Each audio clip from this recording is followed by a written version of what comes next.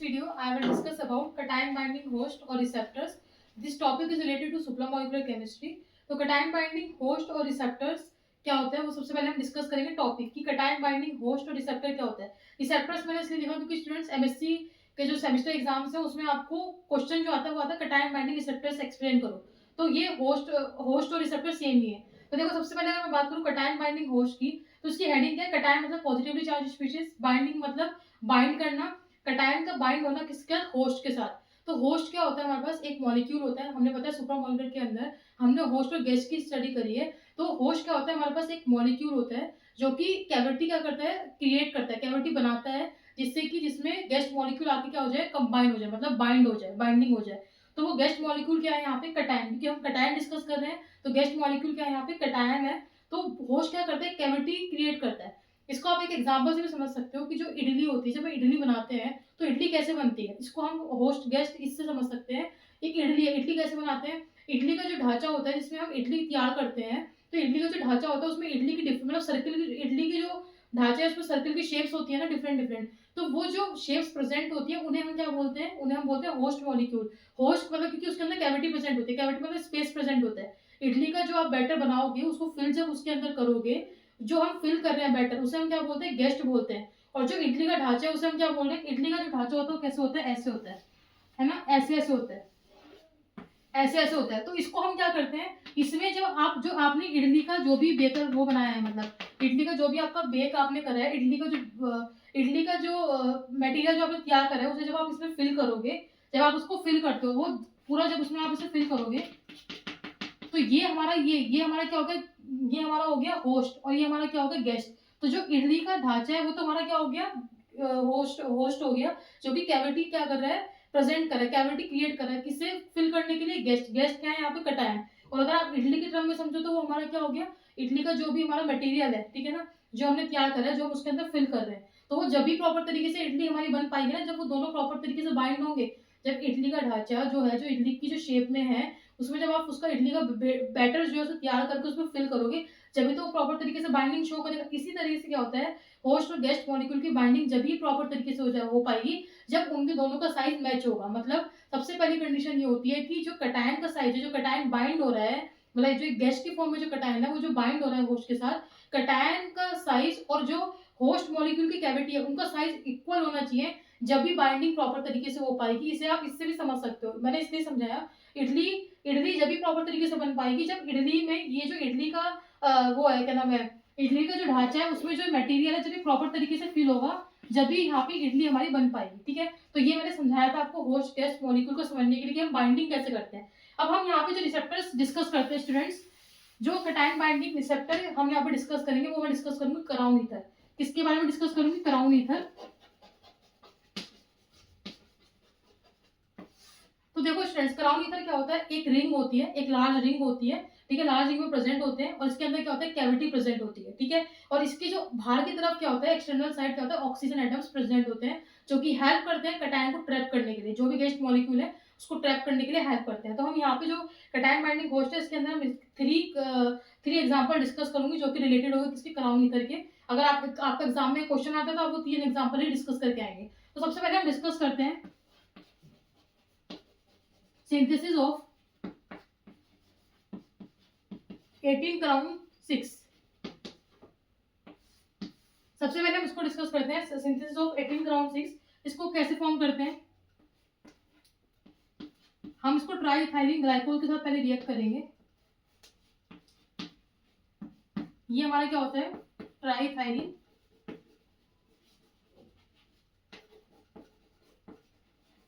ये हमारा क्या होता है स्टूडेंट्स, ट्राईइथाइलिन ग्लाइकोल होता है. इसको हम रिएक्ट करते हैं किसके साथ, डाइक्लोराइड के साथ. डाइक्लोराइड क्या है हमारे पास, इस तरीके से फॉर्म होता है.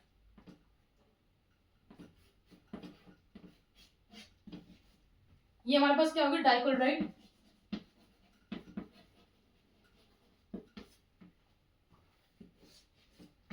हमने ट्राईइथाइलिन ग्लाइकोल को रिएक्ट करा डाइक्लोराइड के साथ, हमारा क्या फॉर्म होता है, किसकी प्रेजेंस में करते हैं इसको, एक्वस KOH और H पॉजिटिव की प्रेजेंस में. तो यहाँ पे हमारा क्या बनता है, 18 क्राउन 6. देखो कैसे बनता है स्टूडेंट्स, पहले हमने यहाँ पे 3 ऑक्सीजन ड्रॉ कर लिए हैं और यहाँ पे 3 और कर दो नीचे. फिर इसको ऐसे कंबाइन करते हैं। सबसे इजी तरीका होता है इसको ऐसे बनाने का।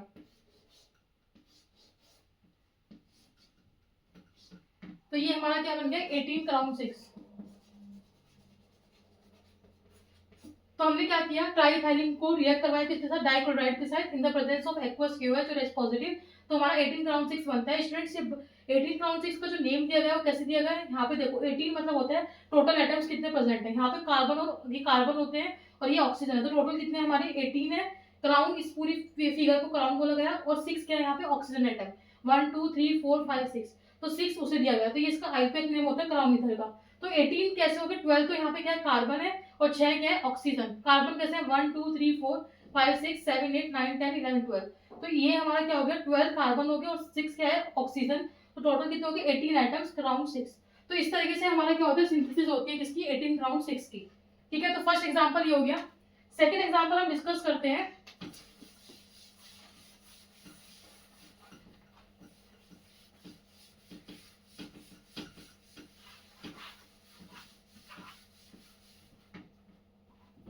सेकंड एग्जांपल जो हम डिस्कस करेंगे स्टूडेंट्स वो करेंगे डाईबेंजो। डाईबेंजो मतलब डाई बेंजीन की बात करें 18 क्राउन 6। डाईबेंजोन 18 क्राउन 6। ठीक है, अब ये कैसे फॉर्म होता है इसे देखते हैं। सबसे पहले हम क्या करेंगे रिएक्शन करेंगे कैटिकोल की। कैटिकोल क्या होता है एक बेंजीन रिंग और OH प्रेजेंट होते हैं 2, इसे बोलते हैं कैटिकोल। इसको हम रिएक्ट करवाते हैं स्टूडेंट्स किसके साथ, dichloro ether.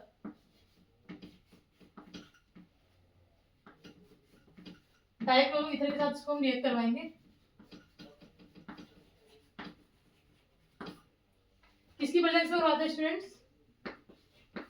NaOH and second इसको हम N ब्यूटेनॉल भी लिख सकते हैं, मतलब इसकी प्रेजेंस में भी होता है H पॉजिटिव।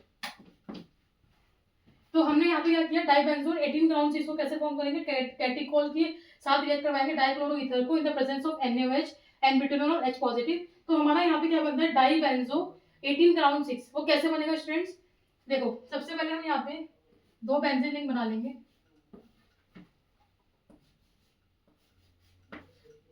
ये स्ट्रक्चर्स बहुत इजी है बनाना। फिर यहाँ पे एक ऑक्सीजन लगाओ, यहाँ पे भी एक ऑक्सीजन लगाओ, ठीक है, और यहाँ पे भी एक ऑक्सीजन लगाओ, यहाँ पे भी एक ऑक्सीजन लगाओ, ठीक है। उसके बाद हम क्या करते हैं यहाँ पे एक ऑक्सीजन और लगाते हैं। इसको हमने इसके साथ कंबाइन किया, इसको इसके साथ कंबाइन करेंगे, यहाँ पे भी एक ऑक्सीजन लगाएंगे, इसको इसके साथ और इसको इसके साथ। तो आप देख सकते हो कि ये हमारी क्या स्ट्रक्चर बनती है। इसको मैं थोड़ा शॉर्ट में लिख दूँ, एक मिनट। ये H पॉजिटिव है यहाँ पे। तो देखो स्टूडेंट्स ये बनती है हमारी क्या डाइबेंजोन। तो डाइबेंजोन 18 क्राउन कैसे कैसे हमने बनाया, एक यहाँ पे कैटिकोल लिया, डाइक्लोरो ईथर यूज किया NaOH की प्रेजेंस में और N ब्यूटेनॉल की प्रेजेंस में। सेकंड हमने H पॉजिटिव रिएजेंट लिया। तो हमारा यहाँ पे क्या बनता है डाइबेंजोन 18 क्राउन 6। तो 18 क्राउन 6 तो पहले हमने देखा था, बस हमने यहाँ पे क्या लगा दिया 2 ऑक्सीजन हमने क्या कर दिया ऐड कर दिया। ठीक है, तो ये हमारा क्या था सेकंड एग्जाम्पल था। अब लास्ट एग्जाम्पल जो है वो हमारा क्या है थायाक्राउन्स।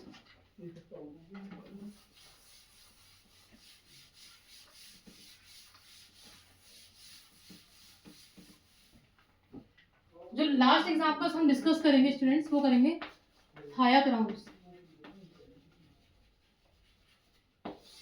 तो देखो स्टूडेंट्स थायाक्राउन को डिस्कस करने से पहले मैं बता दूं, थायाक्राउन को जो हम डिस्कस करते हैं और इसमें भी हम इसको किसकी सिंथेसिस करेंगे, इसमें हम फॉर्म करेंगे 14 थायाक्राउन 4। इसकी सिंथेसिस करेंगे 14 थायाक्राउन 4। तो यहाँ पे क्या होता है कोऑर्डिनेटिंग साइड्स क्या होती है हमारी सल्फर साइड्स होती है, जो कि क्या होती है सॉफ्ट डोनर साइड्स होती है। तो ये जो कंबाइन होंगी वो किसके साथ होंगी सॉफ्ट मेटल के साथ ही कंबाइन होंगी। ठीक है, तो अब हम इसको कैसे इसकी रिएक्शन कैसे फॉर्म होगी वो देखते हैं। और जो इसकी रिएक्शन मतलब रिएक्शन है उसको थोड़ा लॉन्ग प्रोसेस है, तो वो आप देखो वन बाय वन मैं समझाती हूँ स्टेप वाइज। पहले मैं इसको लिख लूँ स्टूडेंट्स फिर समझाऊंगी, आप भी इतने कॉपी पर भी नोट कर लो। और ये मैं आपको बता रही हूँ आप ये 3 एग्जाम्पल्स बस प्रॉपर इससे अच्छी तरीके से लर्न कर लेना रिएक्शंस को, तो आप यही पेपर में लिख के आओगे तो आपको फुल मार्क्स मिलेंगे।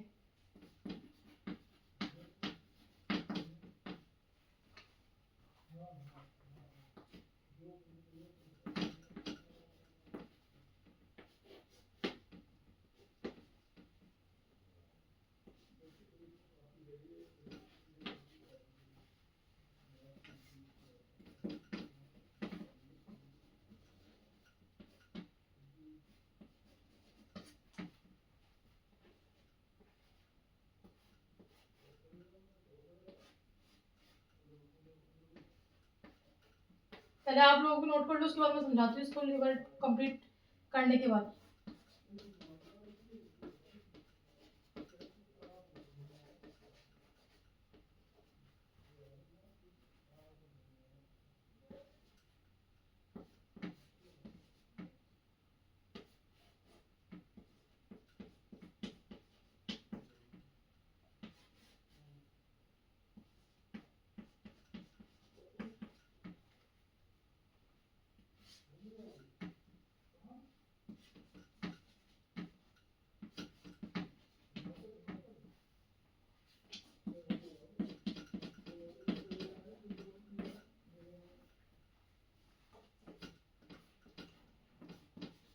तो स्टूडेंट्स, ये हमारा कंप्लीट प्रोजेक्ट प्रॉपर प्रोडक्ट हमारा फॉर्म होने वाला है। ये लास्ट स्टेप है। तो ये हमारा फॉर्म हो गया क्या, 14 थाया कराउन 4। तो देखो स्टूडेंट्स, ये हमारा कैसे बना। सबसे पहले 14 थाया कराउन 4 कैसे फॉर्म हुआ। सबसे पहले हमने यहाँ पे क्या लिया, ये एसएच और एसएच क्या सल्फर साइड्स है, कोऑर्डिनेटिंग साइड्स है। इसको हमने रिएक्ट करवाया, एक जगह क्लोरीन है, एक जगह OH है, in the presence of sodium ethoxide. तो हमारा क्या होता है, यहाँ पे एसएच की जगह रिप्लेस हो जाता है। ये दोनों जब कंबाइन करेंगे तो हमारा ये क्या होगा, फॉर्म होगा। उसके बाद हम इसको रिएक्ट करवाते हैं थाईयूरिया की प्रेजेंस में, जो कि हमारा क्या होता है, HCl की प्रेजेंस में होता है। तो हमारा क्या होता है, ये प्रोडक्ट फॉर्म होगा। यहाँ पे OH रिप्लेस हो जाएगा किससे, एसएच से। उसके बाद हम इसको रिएक्ट करवाएंगे किसके प्रेजेंस में, NaOED और इथेनॉल। तो हमारा क्या फॉर्म होता है, ये प्रोडक्ट फॉर्म होगा। देन किसके प्रेजेंस में करवाएंगे, Br के प्रेजेंस में। यहाँ से 2Na निकलेगा। तो फाइनल प्रोडक्ट हमारा क्या होता है, ये फॉर्म होता है। तो this is all about cation binding receptors. अगर आपको कोई डाउट होगा तो आप मेरे को मैसेज में कमेंट कर सकते हैं। नेक्स्ट क्लास में हम डिस्कस करेंगे अनायन बाइंडिंग रिसेप्टर्स। Thank you.